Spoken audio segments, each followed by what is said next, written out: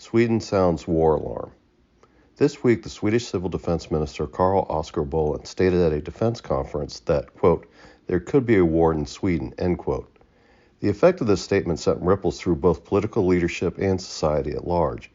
Sweden, having been a long-standing neutral and military unaligned, has not been at war for over 200 years, so the idea of war, especially to young Swedish citizens, was disconcerting. Bolin's statement was just that. It was a wake-up statement that war is a possibility, as it awaits acceptance into NATO. The one question is, why did Bolin choose to make such a statement now?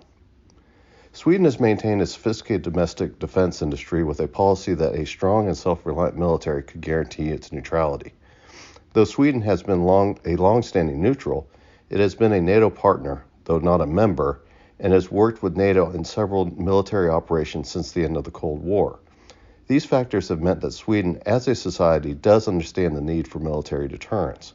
In fact, the Swedish society receives government warnings of what to do in case of war, with the latest being issued in 2018, so the Civil Defense Ministry warning is nothing new.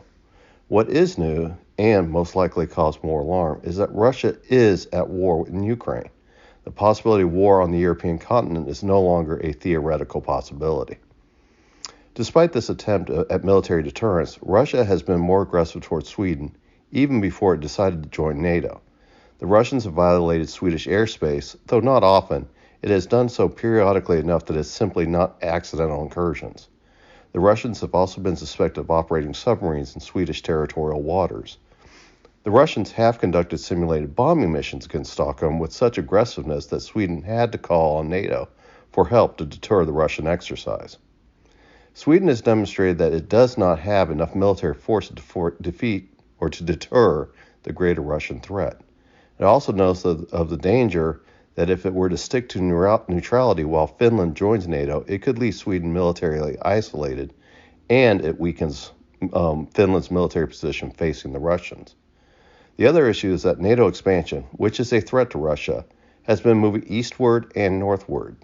This means that any NATO conflict after Ukraine war will most certainly involve the Baltic region, which could be a direct threat to Swedish security.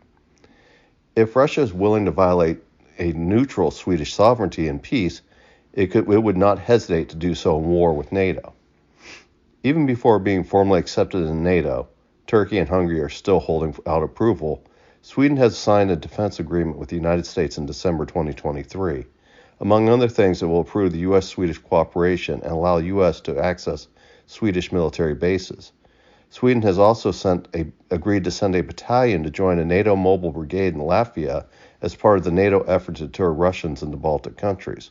So despite waiting membership, Sweden is committed to the idea of participating in NATO's Northern Defense Strategy. The comments of the civil defense ministers do not seem out of character for a country that has warned its citizenry of war and has been a target of sovereignty violations by the Russian military in the past. So these words should not been alarming to the Swedes. The difference is that society that has been party to Russian aggression believes that the Russian threat is a real danger to Sweden, especially after the war in Ukraine. The war in Ukraine has been a tipping point to decide to join NATO, but as Sweden was at risk of NATO expansion strategy, it was threatened with isolation and domination by the Russians, especially if NATO failed to deter Russia. Sweden made the calculation that the perceived risk from Russia had a greater possibility of success than the status quo of a neutral Finland and Sweden.